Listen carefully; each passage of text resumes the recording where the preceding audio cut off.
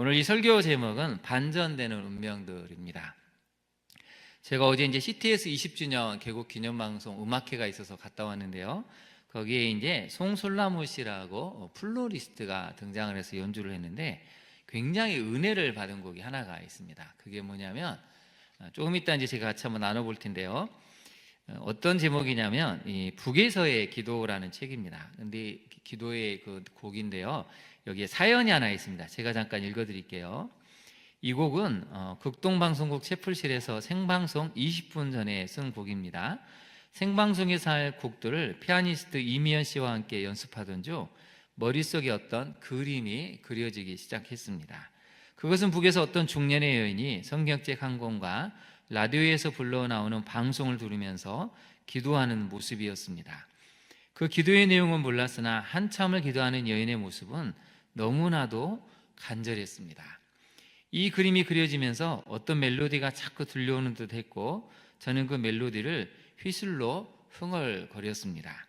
마치 약속이나 한 듯 피아니스트는 반주를 하기 시작했고 한 곡이 그렇게 쉽게 편곡까지 되어 만들어질 때 내게 떠오른 마지막 그 그림은 여인의 그 기도가 무엇이는지는 몰라도 남쪽에서 젊은 청년들이 비둘기처럼 복음을 들고 휴전선을 넘어 날아가는 모습이었습니다.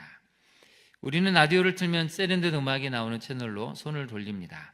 하지만 지금도 북에서는 혹시나 하는 생각에 창밖을 힐끗 보면서 소리가 새어나오지 못하게 조용히 베개 밑에 라디오를 숨겨 방송에서 나오는 우리가 생각하기에 한물 같다고 생각하는 찬양에 눈물을 흘리며 누군가는 따라 부릅니다. 그리고 찬양이 끝나면 아나운서가 소개하는 그날의 간증이나 목사님의 기도 또는 말씀의 눈물로 베개를 적시며 기도를 합니다. 그러면 북에서의 기도라는 이 곡이 만들어진 이 스토리를 보면 20분 만에 하나님이 은혜를 주셔서 어떤 그림, 이미지를 떠오르게 하시고 즉석에서 만들었다고 하죠. 그대로 오늘 한번 그 곡을 잠깐 들어보고 말씀을 한번 같이 나눠보기를 소망합니다. 한번 들어볼까요?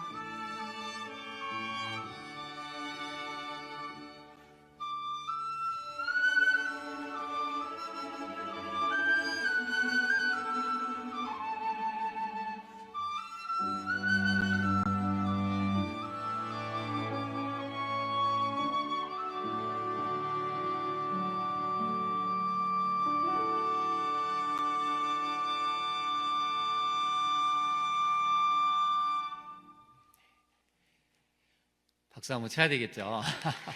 네. 북한의 지하교회 성도들이 빨리 자유를 달라고, 또 자유롭게 하나님을 찬양할 수 있는 그런 시간을 달라고 기도하기보다 오히려 반대로 기도한답니다. 남한을 위해서 기도한답니다.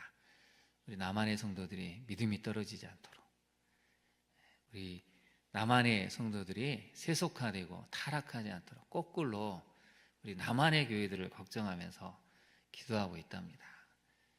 여러분, 뭔가 바뀌어지지 않았습니까? 우리는 너무 편하게 신앙생활하고 조금만 고난이면 못 견딜 것 같은데, 오히려 북한 지하교회 성도들은 당당하게 그것을 얘기해내고 오히려 들려오는 남한의 소식 때문에 슬퍼하면서 남한의 성도들이 마지막 때까지 믿음을 지킬 수 있도록 기도해 달라고 하는 그 이야기를 들으면서 너무 은혜를 받았습니다. 그대로 오늘 수협에 나오신 분들은 믿음을 지키기 위해서 나오신 분들이죠. 여러분을 통해서 그래도 이 땅 대한민국이 다시 한번 살아나고 진리를 소화하게 될 것입니다. 여러분, 그 믿음을 가지고 우리 끝까지 달려가야 합니다. 우리 햇빛 사람 브라보가 한번 그렇게 칭찬해 볼까요? 당신 때문에 희망이 있습니다. 한번 인사해 보시죠. 당신 때문에 희망이 있습니다. 네. 시간이 좀 많이 가는데요, 빨리 가야 될 것 같습니다. 24장 1절을 한번 볼까요? 24장 1절을 보시면 이 시대 배경이 BC 597년입니다. 바벨론의 느부갓네살 왕이 유다 왕 여호야김의 아들 여고냐와 유다 고관들, 목공들, 철공들을 예루살렘에서 바벨론으로 옮겼다는 때가 BC 597년, 나라가 멸망하기 11년 전에 일어난 일입니다. 그러면 여고냐는 어떤 사람인가를 좀 알아야 됩니다. 그래서 여러분, 여고냐를 한번 볼까요? 화면을 보시면 정리를 좀 해놨습니다. 여고냐는 여호야긴이라고도 하고 여고냐라고도 합니다. 그래서 성경을 읽을 때 동일 인물의 이름을 세 가지로 사용을 합니다. 여고냐도 되고 여호야긴도 되고 여고냐도 되는데, 또 여호야김의 원래 이름입니다. 네 가지 이름이 동시에 나오는 거죠. 여호야김, 여고냐, 여호야긴, 여고냐. 그 성경이 조금 어려운 게 이런 이유입니다. 한 사람 앞에 네 가지 이름을 동시에 쓰고 있기 때문에. 그래서 아무튼 여고냐라는 이 여호야김의 여호야김의 아들 여호야긴인데, 이 왕이 유다 19대 왕입니다. 근데 18세의 왕이 되는데 성경은 뭐라고 얘기하냐면 악한 왕이었다라고 표현합니다. 여러분, 18세의 왕이 돼가지고요 3개월 10일을 왕위에 올랐는데, 그 3개월 10일 동안 성경은 딱 뭐라고 표현하냐면 아주 악한 왕이었다라고 설명을 하고 있습니다. 여러분, 18세의 왕이 되는데 하나님이 기뻐하시는 정치도 못하고 악만 저지르다가 3개월 만에, 그것도 그 나라에서 물러난 거면 다행인데 바빌론으로 끌려갔다는 것이죠. 그래서 이때가 이제 BC 597년인데요. 그 뒤에 이제 누가 올라오냐면 시드기야 왕, 유다의 마지막 왕인 시드기야 왕이 올라오는데, 삼촌이면서 요시야 왕의 셋째 아들인 사람이 시드기야입니다. 그래서 여호야긴 왕은 그러면 끌려간 다음에 어떻게 되는가? 여러분, 예레미야 52장으로 한번 가볼까요? 52장을 한번 봐야 됩니다. 우리가 마지막에 이제 살펴보겠지만, 여러분 18세에 끌려갔습니다. 그것도 모든 백성들과 함께 끌려가면서 얼마나 수치스럽고 부끄럽고 아마 죽을 만큼 힘들었을 것입니다. 왕이 끌려갔으니. 철없는 왕이기도 하고, 왕 때문에 사실은 이 끌려간 백성들이 얼마나 원망을 했겠습니까? 그래서 18세에 끌려가서 무려 감옥에 몇 년이 있었냐면 37년이나 감옥에 갇혔는데요. 52장을 한번 볼까요? 52장 31절을 보시면 유다 왕 여호야긴이 사로잡혀간 지 37년, 그 바벨론의 에일무로다 왕이 즉위 원년 12째 달 25째 날 그가 유다의 여호야긴 왕의 머리를 들어주었다는 표현은 풀려나게 했다는 것입니다. 감옥에서 풀어줬다는 것이죠. 수치스럽고 고개를 못 든 그의 명예를 회복시켜줬다는 것이죠. 그에게 친절하게 말하고 그의 자리를 그와 함께 바벨론에 있는 왕들의 자리보다 높이고 그 제수의 의복을 갈아입혔고 그의 평생 동안 항상 왕의 앞에서 먹게 하였으며 그가 날마다 쓸 것을 바벨론 왕에게서 받는 정량이 있었고 죽는 날까지 곧 종신토로 받았더라. 포로로 끌려가서 감옥에 갇힌 지 37년이 흘른 55세에 풀려났다는 것입니다. 여러분, 37년 동안 무슨 생각을 했겠습니까? 여러분 만약에 어떤 일로 감옥에 갇혀서 37년 만에 풀려나면 여러분은 어떤 생각을 하시겠습니까? 상상할 수 없는 일이 벌어진 것이죠. 도저히 이제 풀려날 길도 없고 이제 내 인생은 끝났다라고 생각을 했을 텐데 풀려났다는 것입니다. 이게 놀라운 기적이죠. 근데 우리가 하나 생각해 봐야 될 것은 왜 요약이나 이 어린 왕을 성경은 악하다고 묘사를 했을까요? 왜 악하게 됐을까요? 이유가 하나 나오는데요. 예레미야는 시대순으로 기록을 하지 않습니다. 약간 좀 왔다 갔다 하면서 성경을 기록을 하고 있는데요.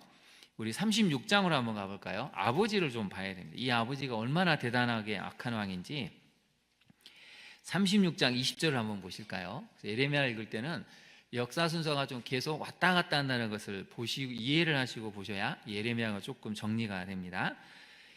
이제 하나님께서 예레미야에게 말씀을 기록하라고 책을 기록해서 이제 고관들에게 들려줘서 이 바룩이라는 사람에게 이제 고관들이 얘기하죠.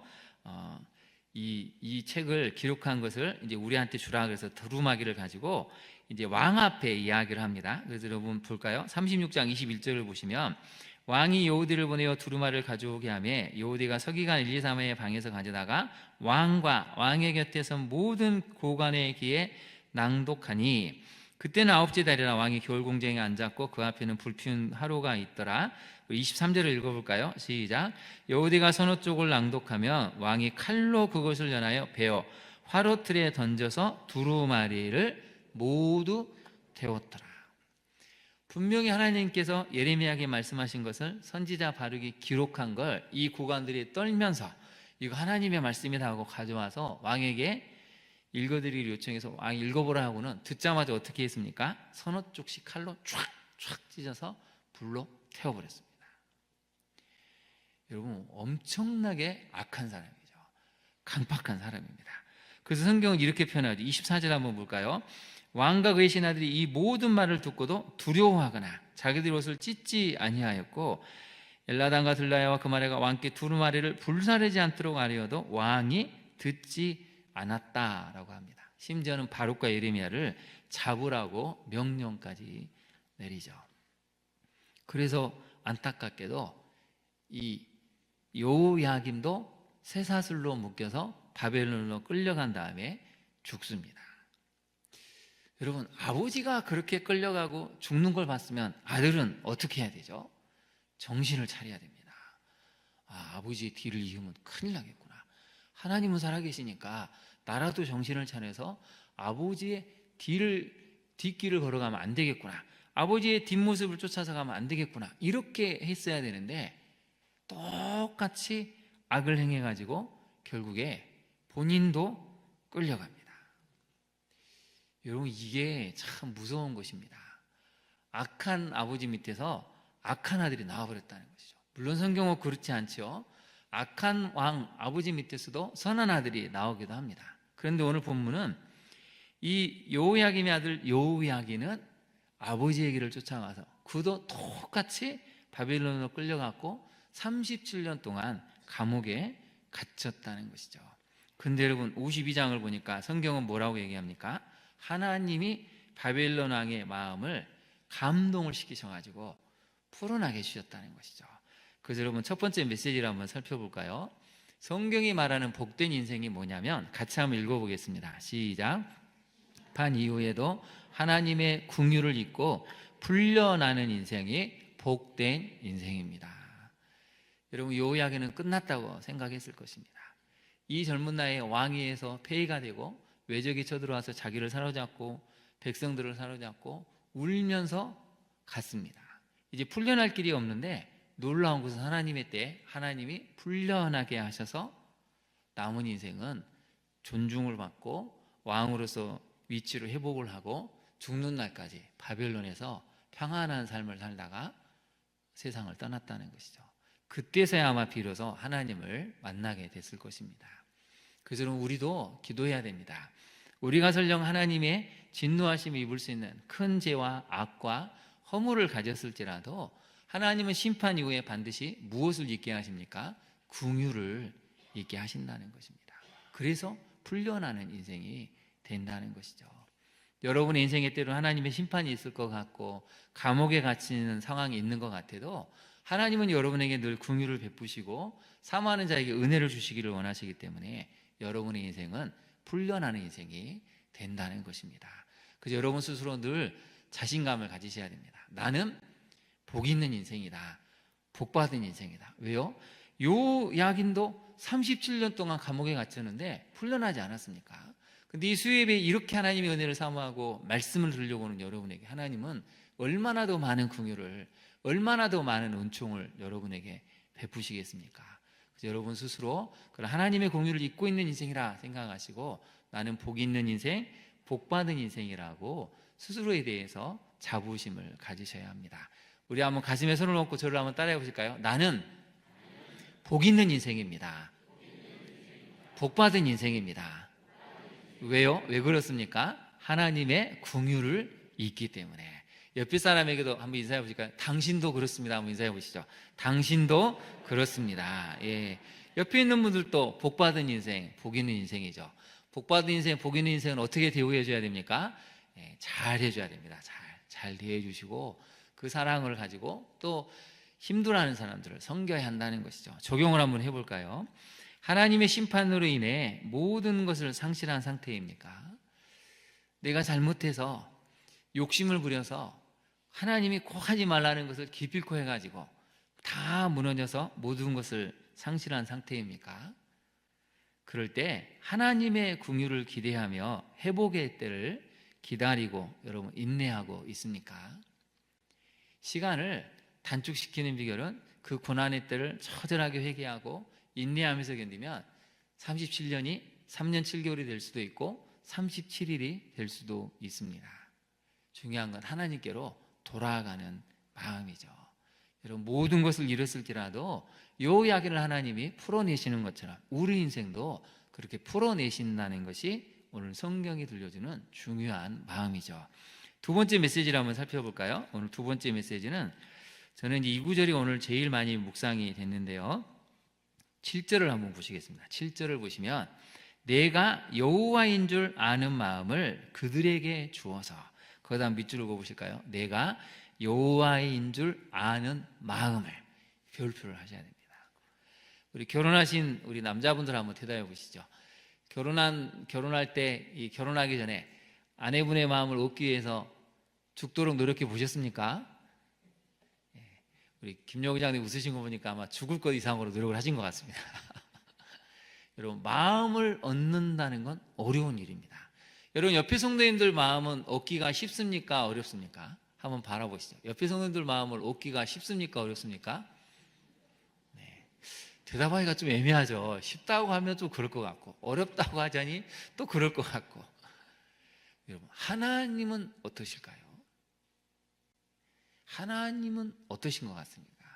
그래서 오늘 7절은 그냥 읽을 수가 없습니다. 다시 한번 보시면 내가 여호와인 줄 아는 마음을, 이 얘기는 뭐냐면 하나님은 사실 인간적으로 표현하면 첫사랑이 실패한 것이죠. 완벽한 환경에서 아담과 하와와 친밀한 교제를 원하시는데 이 사단의 유혹에 넘어가서 하나님을 배신을 했습니다. 거짓말로 서로 탓하고 변명을 했죠. 첫사랑이 실패하신 하나님이시지만 끊임없이 사랑하시고 사랑을 베푸셨는데 계속 실패하십니다. 출애굽할 때도 이스라엘 백성들이 홍해 앞에 서니까 왜 우리를 죽게 하려고 또 이곳으로 보내 하나님을 원망하죠. 물이 없으니까 또 물이 없다고 원망하고 고기를 못 먹어서 고기가 없다고 원망하고 사사건건 불평, 원망 10번씩이나 합니다. 하나님이 아무리 사랑해도 이 사람들은 하나님의 마음을 알아주지 못하는 것이죠. 여러분 세상을 살아가면서 제일 어려운 게 마음을 몰라줄 때가 제일 어려운 것 같습니다. 오늘 이 수협에 나오신 분들은 여러분의 마음을 잘 알아주는 사람이 많이 있으십니까? 몇 명이나 있으신가요? 적어도 3명은 있어야 됩니다. 3명. 적어도 3명은 내 마음을 알아주는 사람이 있으면 우리는 살아날 수가 있는 것이죠. 근데 오늘 본문을 보니까 하나님의 마음을 이스라엘 백성들이 너무 몰라줬다는 것입니다. 그렇게 사랑한다고 말을 하고 제발 좀 돌아오라고 말을 하고 내가 너 때문에 정말 너무너무 힘들었어. 에레미야를 통해서 표현하시잖아요. 불붙는 마음처럼 너희들에게 이런 마음을 표현을 하는데도 관심이 없습니다. 하나님의 외로운 마음, 하나님의 정말 속 타는 마음을 남유다 백성들, 북이스라엘 백성들은 전혀 알지를 못했다는 것이죠. 마음을 몰라주니까 결국 곁길로 가게 되고, 하나님도 하나님의 속성, 공의와 정의의 속성 때문에 심판을 하실 수밖에 없었다는 것이죠. 근데 여러분 7절을 다시 한번 읽어볼까요? 7절 말씀 한 번 더 읽어보겠습니다. 내가 여호와인 줄 아는 마음을 그들에게 주어서 그들이 전심으로 내게 돌아오게 하리니 그들은 내 백성이 되겠고 나는 그들의 하나님이 되리라. 아멘. 하나님이 여호와인 줄 아는 마음을 포로로 끌려간 사람들에게 주시겠다는 것이죠. 그 마음이 생겨서 그들이 전심으로 내게 돌아올 때 그들은 내 하나님의 백성이 되고 나는 그들의 하나님이 되어서 보호해 주겠다고 말씀을 하십니다. 그래서 여러분 두 번째 메시지를 한번 살펴볼까요? 하나님의 마음을 알아주고 기쁨으로 반응하는 성도들이 참 성도입니다. 여러분 진정한 성도는 하나님의 마음을 아는 것이죠. 굶어 죽어가는 이 북한 성도들을 볼 때 하나님의 마음은 어떻게 있습니까? 이념과 어떤 정치 이데올로기를 떠나서 아파하시는 하나님의 마음을 알아주는 것, 그게 하나님이 우리에게 원하시는 것이죠. 힘들어하는 성도를 볼 때 하나님도 같이 아파하시고 눈물 흘려주는 그 마음을 알아준다면 그게 진짜 성도의 모습이라는 것입니다. 우리가 신앙생활하면서 자주 놓치는 것이 하나님의 마음인 것 같습니다. 하나님의 마음을 자주 묵상하고 하나님은 이 상황에서 뭐라고 생각하실까? 어떤 마음을 갖고 계실까 묵상하면 그 마음이 어느 순간 연결이 돼서 나도 그 마음으로 성도를 바라보고 역사를 바라보고 시대를 바라볼 수 있습니다. 근데 우리가 하나님의 마음을 모르니까 시간이 지날수록 우리 마음도 강팍해지고 무감각해지고 사람들에 대해서 별로 이렇게 신경을 쓰지 않는 무신경한 마음들이 자꾸 되는 것 같습니다. 그래서 여러분 7절에 나오는 여호와인 줄 아는 마음이라는 것은 하나님의 마음을 알았으면 좋겠다라는 표현인 것이죠. 적용을 한번 해볼까요? 여러분 하나님의 마음이 무엇인지를 알고 있습니까? 하나님의 마음을 얻기 위해 어떤 노력을 기울이고 있습니까? 우리가 연애할 때 그렇게 사랑하는 사람의 마음을 얻기 위해서 죽도록 노력을 하지 않습니까? 우리가 자식들에게도 정말 이 자식들의 마음을 얻기 위해서 얼마나 노력을 합니까? 우리가 성공하기 위해서 사람들을 찾아가서 얼마나 많은 마음을 얻기 위해서 불철주야 노력을 합니까? 근데 정작 하나님의 마음에는 우리가 별로 관심이 없는 것 같습니다. 애통해 하시는 마음, 슬퍼하시는 마음, 이 땅을 보면서 눈물을 흘리시는 하나님의 마음에는 우리가 정말 관심이 없는 것 같습니다. 그래서 우리가 말씀을 묵상한다, 기도한다는 것은 사실은 하나님의 마음을 안다는 것이고 그 마음이 내 속에 들어온다는 것입니다. 그래서 여러분 하나님의 마음이 들어오는 사람이 될수록 우리는 어떤 사람이 될까요? 사랑하는 사람이 되는 것이죠. 하나님이 사랑 자체이시니까 그 감정이 풍부한 사람이 됩니다. 울 때 울고 웃을 때 웃을 수 있고 기쁠 때 기뻐할 수 있는 정말 감정이 풍요로운 사람이 된다는 것이죠. 근데 하나님을 믿는다고 하는데 너무 냉랭하고 딱딱하고 무표정하다는 건 그건 하나님의 마음이 내 안에 없다는 것이죠. 이 수협에 나오신 분들만이라도 이 하나님의 마음을 여러분 가져서 이 하나님의 마음으로 살아갈 수 있기를 소망합니다. 하나님은 이스라엘 백성들에게 그 마음 주시기를 원하셨다는 것이죠. 내가 포로로 끌려간 백성들만큼은 이 마음을 내가 주어서 이 하나님의 마음을 알고 전심으로 돌아오도록 하겠다. 그것이 오늘 24장에 들려주는 중요한 내용입니다. 그래서 우리 성도님들을 만날 때마다 하나님의 마음을 가지시고 적극적으로 감정도 표현하시고 감사도 표현하시고 마음을 나누시는 성도가 되십시오. 그럴 때 우리 교회가 더욱 풍요로워지지 않겠습니까? 옆에 사람을 한번 바라보시죠. 사랑의 마음을 가지고 감정을 나와서 풍성한 표현으로 한번 바라보실까요? 어떤 표정이 나올까요? 네, 풍성한 표현으로 사랑합니다 한번 인사해 보시죠. 사랑합니다. 네. 이 감정이 풍성해야 된다는 것이죠. 여호와의 마음을 아는 사람들이 세상을 그렇게 만들어 간다는 것입니다. 세 번째 메시지를 한번 살펴볼까요? 우리 세 번째 메시지를 같이 한번 읽어보겠습니다. 환난과 고통 속에서도 하나님의 은혜를 간구하는 겸손한 마음, 낮아진 마음을 가진 이들이 좋은 무화과입니다. 그래서 24장을 보면 하나님이 이제 비유를 말씀을 하시는데요. 환상을 보여주시죠. 요거냐, 이 여호야긴이 끌려갔을 때 고관들, 목공들, 속공들이 다 바벨론으로 이제 옮겨진 후에 하나님이 예레미야에게 이렇게 환상을 보여주십니다. 여호와의 성전 앞에 놓인 무화과 두 강주리를 보이셨죠? 근데 두 가지가 딱 나옵니다. 처음 익은 듯한 극히 좋은 무화과, 그리고 나빠서 먹을 수 없는 극히 나쁜 무화과. 이 두 강주리에 담겨진 두 개의 무화과가 있습니다. 여기서 한번 여러분에게 질문을 던져볼까요? 여러분은 극히 좋은 무화과입니까? 극히 나쁜 무화과입니까?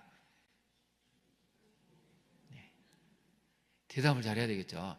여러분은 극히 좋은 무화과입니까? 극히 나쁜 무화과입니까? 정답은 사실 우리는 극히 나쁜 무화과입니다. 죄송하지만. 근데 누가 극히 좋은 무화과라고 말씀하시죠?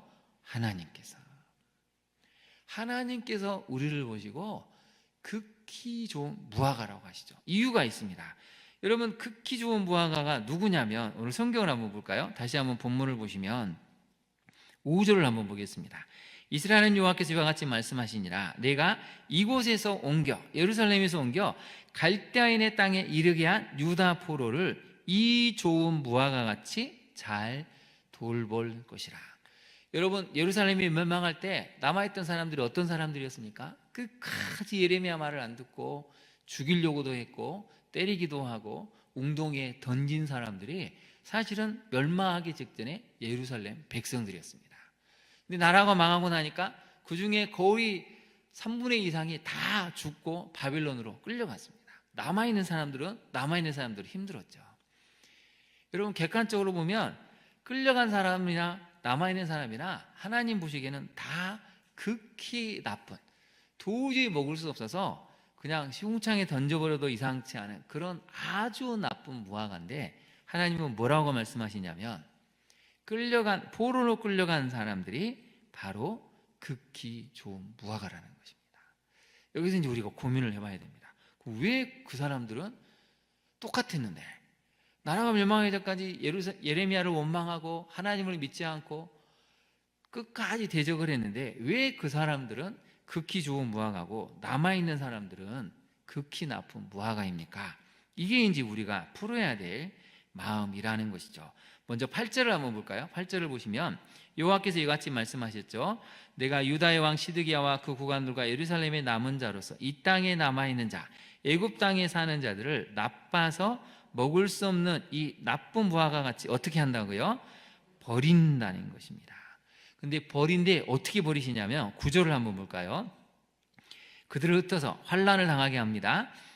부끄러움을 당하게 합니다. 말거리가 되게 하고 조롱과 조주를 받게 하고 칼과 기근과 전염병을 보내서 완전히 멸해버리는 극히 나쁜 무화과가 남아있는 백성들이라는 것이죠. 아니, 원래 같은 사람들인데 왜 끌려간 사람들은 극히 좋은 무화과라고 하시고 남아있는 사람들은 나쁜 무화과라고 하실까요? 여기에는 이유가 하나가 있습니다. 세 번째 메시지를 다시 한번 볼까요? 세 번째 메시지를 다시 한번 보시면, 환난과 고통 중에도 하나님의 은혜를 간구하는 겸손한 마음, 낮아진 마음이 포로로 끌려간 백성들에게 생겨났다는 것입니다. 막상 끌려가서 보니까 우리가 얼마나 잘못했는지를 처절하게 회개하게 되고 깨닫게 되고 몸부림치면서 하나님께로 돌아가고자 하는 마음을 가졌다는 것이죠. 그래서 하나님께서 예레미야에게 70년 후에 이들이 돌아올 거라고 말씀하신 이유는 돌아오고자 하는 마음을 갖는, 회개하는 사람들이 그 속에서 생겨났다는 것입니다. 근데 남아있는 자들 중에는 그런 마음을 가진 사람들이 없었다는 것이죠. 여전히 원망하고 하나님을 향해서 적개심을 갖고 예레미야가 있었으면 아마 가만두지 않았을 것입니다. 끝까지 우리 잘못이 아니고 바벨론의 잘못이고 하나님이 어떻게 이룰 수 있느냐, 하나님을 원망하는 마음으로 끝까지 갔기 때문에 하나님이 그들을 극히 나쁜 무화과라고 지금 말씀을 하셨다는 것이죠. 그래서 우리는 이 말씀을 잘 해석을 해봐야 되는데요. 한번 보겠습니다. 5절의 말씀에 다시 한번 볼까요? 내가 이곳에서 옮겨 갈대아인의 땅에 이르게 한 유다 포로를 이 좋은 무화과 같이 어떻게 한다고요? 잘 돌볼 것이라. 거기다 한번 네모를 적으시죠. 잘 돌볼 것이라. 고난을 당했습니다. 환난을 겪었습니다. 끔찍하게 모든 것을 다 잃어버리고 수치와 조롱거리가 됐습니다. 근데 하나님이 뭐라고 말씀하시죠? 그곳에서 내가 끌려간 이 백성을 잘 돌봐주겠다. 하나님이 돌보시면 그 누구도 막을 수가 없습니다. 그래서 여러분, 사실 고난과 고통은 하나님을 만나는 시간이 되죠. 고난과 고통 속에서 우리 하나님을 만나면서 하나님의 돌보심을 경험하게 된다는 것입니다. 그러니 우리가 예배의 자리에 나왔을 때 이 말씀이 나를 향한 말씀인 것을 깨달으셔야 됩니다. 비록 포로 같은 삶, 끌려간 것 같은 삶, 다 잃어버리고 상실해버린 것 같은 그 삶에서 하나님이 나를 찾아오셔서 내가 이제부터 너를 잘 돌봐주마, 걱정하지 말라고 말씀하십니다. 그러니 여러분, 우리가 자녀들을 위해서 너무 걱정할 필요가 없습니다. 누가 돌보신다고요? 하나님이 돌봐주십니다. 근데 어떻게 돌봐주신다고요? 잘 돌봐주신다는 것이죠. 거기다 별표를 해보십시오. 잘 돌봐주신다는 것입니다. 이게 진정한 하나님의 마음입니다. 여러분, 세상에 어떤 부모가 자식이 망해가면 손뼉을 치고 쾌재를 부르고 그러기에 내 말을 들었어야지, 이런 부모가 어디 있겠습니까? 하나님의 마음도 그 마음하고 똑같다는 것이죠. 더 안타까워하시고 포로로 끌려간 그 사람들이 생존하고 살아남을 수 있도록, 다시 이 땅에 돌아올 수 있도록 먹을 것을, 입을 것을, 그리고 존중받을 것을 서서히 만드셔서 돌봐주신다고 말씀을 하고 계십니다. 적용을 한번 해볼까요?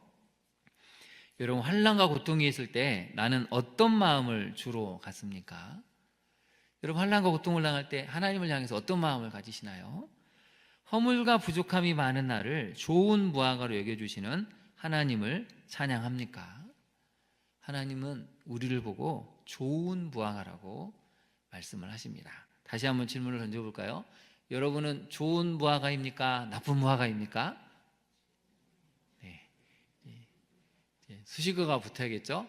하나님이 보실 때 극히 좋은 무화과입니다. 이렇게 답을 하셔야 됩니다. 다시 여쭤보겠습니다. 여러분은 극히 좋은 무화과입니까? 극히 나쁜 무화과입니까? 하나님 보시기에 극히 좋은 무화과입니다. 그러니 여러분, 성도들이 때로는 잘못하고 실수해도 하나님 보시기에 이 사람은 하나님 보시기에 극히 좋은 무화과로 이끌어 가시는구나. 그래서 그 사람을 위해서 기도하고 기다려주는 것도 필요합니다. 하나님은 우리를 향해서 오늘 위로의 말씀을 주십니다. 내가 너를 잘 돌봐주마. 겸손한 마음으로, 은혜를 간구하는 마음으로 하나님 옆에 엎드린 사람들에게는 지금은 비록 아무것도 가진 것이 없고 아무것도 내 손에 지어진 것이 없고 되는 일이 하나도 없는 것 같은데 하나님이 그 속에서 70년을 잘 돌보게 하셔서 마침내 돌아오게 해버리십니다. 여고냐 요야긴 왕도 끌려갔을 때 이제 인생이 끝났죠. 한나라 왕이 완전히 나라가 망하고 끌려가는 그 시점에 누가 돌봐주겠습니까? 자기 아버지도 죽었고 자기도 죽을 수 있는데 37년 만에 하나님이 잘 돌보셔서 나오게 하셨다는 것입니다. 그래서 우리 인생도, 우리 자녀 인생도 하나님을 붙드는 것이 하나님을 만나는 것이고 잘 돌봄을 받는 비결이라는 것을 오늘 성경은 알려주고 있습니다. 오늘의 말씀을 잘 기억하시고 여러분을 극히 좋은 무화과로 바라보시며 잘 돌봐주시는 그 하나님을 평생 따라가시며 그 말씀을 붙드는 우리 성도님들이 되시기를 진심으로 축원합니다. 우리 함께 이 시간 기도하도록 하겠습니다. 오늘의 말씀을 기억하시고 하나님, 우리가 하나님의 마음을 알기를 원합니다. 무엇보다도 극히 좋은 무화과, 도저히 죄인 중에 개수 같은 나를 극히 좋은 무화과라고 말씀하시며 잘 돌봐주신다는 그 하나님의 말씀이 나와 우리 자녀 인생에 임할 수 있도록 마지막으로 하나님의 긍휼을 잊고 우리가 풀려나는 인생이 될 수 있는 복된 인생 되게 해달라고 우리 같이 간절한 마음을 가지고 기도하며 나아가겠습니다. 사랑의 하나님, 이 시간 간절히 간구합니다. 주님, 우리가 하나님의 마음을 알아가기를 원합니다. 주님, 우리가 하나님의 마음이 어떤지를 정말 하나님 깨닫고 알아서 하나님 앞에 엎드리는 우리가 될 수 있기를 소망합니다. 우리가 하나님의 마음을 알아갈수록 사랑의 사람이 되게 하소서, 서로를 긍휼히 여기는 사람이 되게 하옵소서. 환난과 고통 속에서도 하나님의 은혜를 간구하며 하나님 나아갈 때 그게 바로 하나님 보시기에 극히 좋은 무화과 나무라고 말씀하심을 깨닫습니다. 우리가 아무리 잘못하고 허물이 많고 죄를 저지를지라도 회개하며 나아갈 때 우리를 극히 좋은 무화과라고 말씀하시며 회복시켜 주신 하나님을 만나기를 소망합니다. 주님, 우리 인생을 붙들어 주옵소서. 우리와 우리 자녀 인생을 돌보아 주옵소서. 하나님의 돌보심이 없으면 우리는 무너질 수밖에 없고 쓰러질 수밖에 없는 연약한 인생입니다. 주여 돌봐주시고 주여 은혜를 내리셔서 오늘 하루하루를 잘 살아낼 수 있는 강건한 믿음과 하나님 말씀의 능력을 주옵소서. 끝까지 포기하지 않고 달려갈 수 있는 심령이 강하고 담대한 사람으로 서게 하여 주옵소서. 여호와 하나님, 우리에게 말씀하신 대로 우리가 하나님 그 말씀의 은혜를 읽고 살아갈 수 있도록 주여 우리에게 말씀이 들려지게 하시며 그 말씀을 붙들고 기도할 때 여인아긴 왕처럼 37년 만에 감옥에서 풀려나는 역사가 우리 인생에도 일어나기를 원합니다. 감옥 같은 인생에서 풀려나게 하옵소서. 질병과 가난과 고통과 아픔 속에서 풀려나는 인생이 되게 하여 주옵소서. 하나님의 공의를 입은 자로서 낙심하지 않게 하시고 오늘도 우리에게 주신 말씀을 붙들어 성령 하나님이 이끄시는 대로 살아 마침내 모든 것에서 풀려나 자유하는 삶을, 하나님의 마음을 가지고 서로 붙들며 사랑을 실천하고 열매 맺는 삶을 살아가는 우리 모두가 될 수 있도록 주님 은혜를 내려 주옵소서. 그렇게 하실 하나님을 찬양합니다. 이 수요예배 가운데 임재하셔서 우리 모든 심령에 다시 한번 희망을 주시고 치유함을 주시고 회복을 주신 하나님을 찬양합니다. 주님, 우리가 이 말씀을 놓치지 않게 하시고 말씀대로 살아 열매 맺는 인생이 될 수 있도록 큰 은혜 가운데 우리를 인도하여 주시옵소서. 주님의 큰 사랑을 찬양하며 예수님 이름으로 기도합니다. 아멘.